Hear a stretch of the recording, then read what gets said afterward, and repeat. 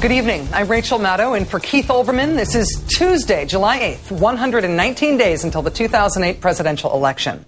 Even though Senator Obama has not changed his position on when and under what circumstances our troops could come home from Iraq, Senator McCain won the first round of the spin war on that issue, convincing most of the media for most of a long weekend news cycle that Obama had flip-flopped on Iraq. But in our fifth story on the countdown, round two is about to get a lot trickier for the presumptive Republican nominee. McCain said 4 years ago, quote, "It's obvious that we would have to leave Iraq if the Iraqi government asked us to do so." Well, asking us to do so is exactly what the Iraqi government has now done. An Iraq flip-flop in the making for the man who would be president. Yesterday, as we reported, the Iraqi prime minister said the U.S. should either agree to pull out of Iraq or agree to a timetable for pulling out. The Bush administration's public response to Maliki? He said, "What about who now?" I'm paraphrasing that. The State Department's spokesman suggested that Maliki might merely have been misquoted or mistranslated. Wishful thinking, as it turns out. Iraq's national security advisor today reiterated Maliki's point, quote, "We will not accept any memorandum of understanding that doesn't have specific dates to withdraw foreign forces from Iraq," end quote. That seems clear. So now do we get to leave? According to 2004 John McCain, we do. Back in April of that year at the Council on Foreign Relations, McCain was asked the then hypothetical question of what the U.S. should do if a sovereign Iraqi government asked us to leave, even if we were unhappy about the security situation there. McCain answered.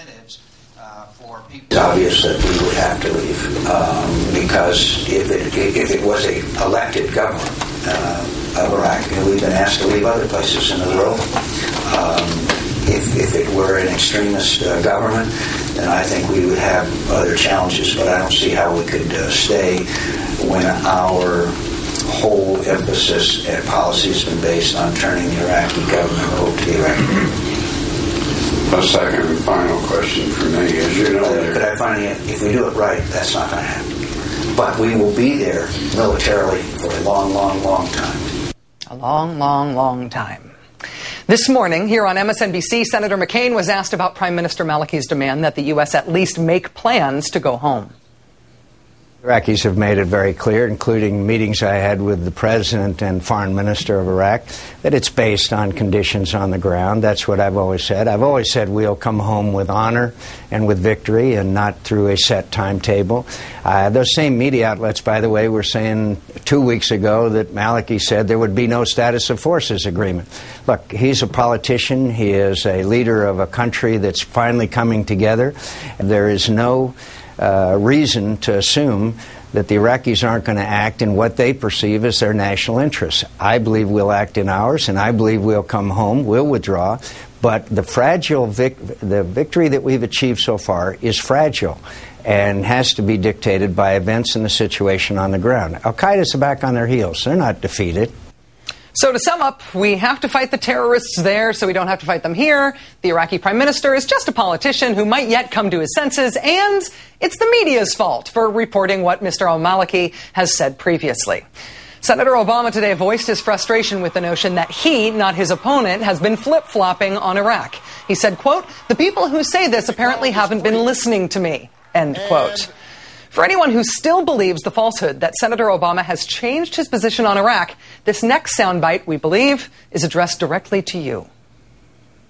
So when I hear John McCain saying we can't surrender, we can't wave the white flag, nobody's talking about surrender. We're talking about common sense. We cannot be there forever. We can't be there for 50 years. We can't afford it.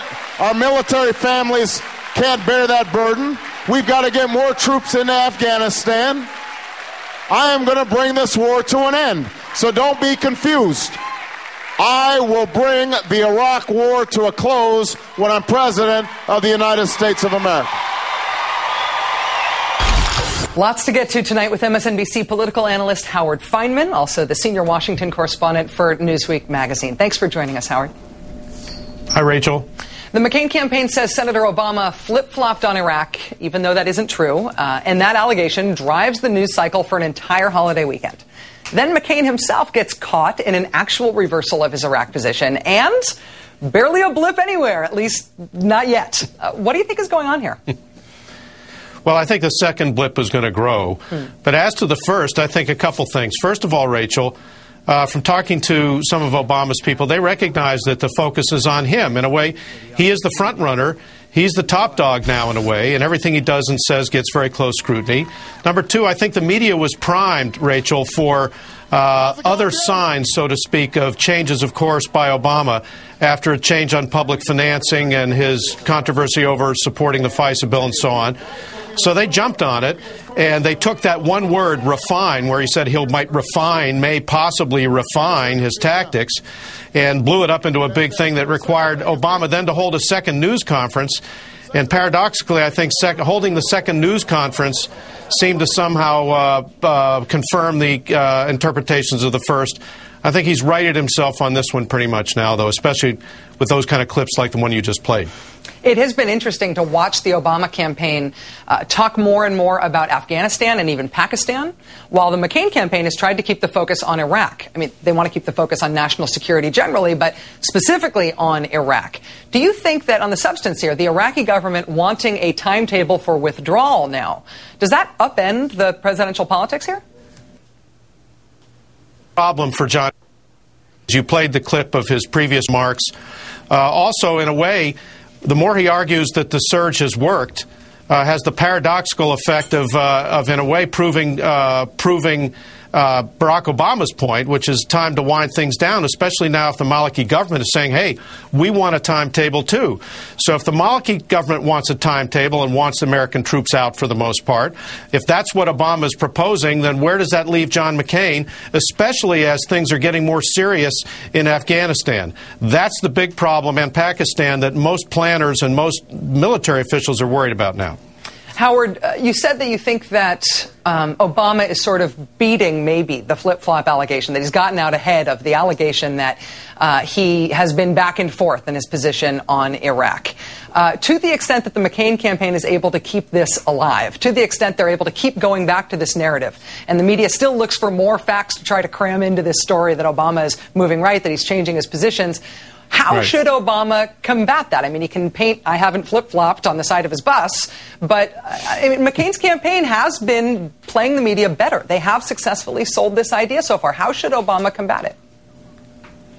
Well, I think one thing he's got to do is make himself a little more accessible. I know that he does do press avails and he's out there. But I think he's a very good explainer. Nobody makes his case better for himself than he does, in my view. And I think now that he's sort of gotten his house pretty much in order for the fall campaign, which is what I think they're doing right now in advance to try to do all of this stuff before the focus really comes in the fall, he just needs to get out there and keep explaining and keep hoping that he doesn't feed the media beast anymore on this storyline. And I think it's quite possible that he won't after this. Howard Fineman of MSNBC and Newsweek, many thanks for joining us. Thank you very much, Rachel.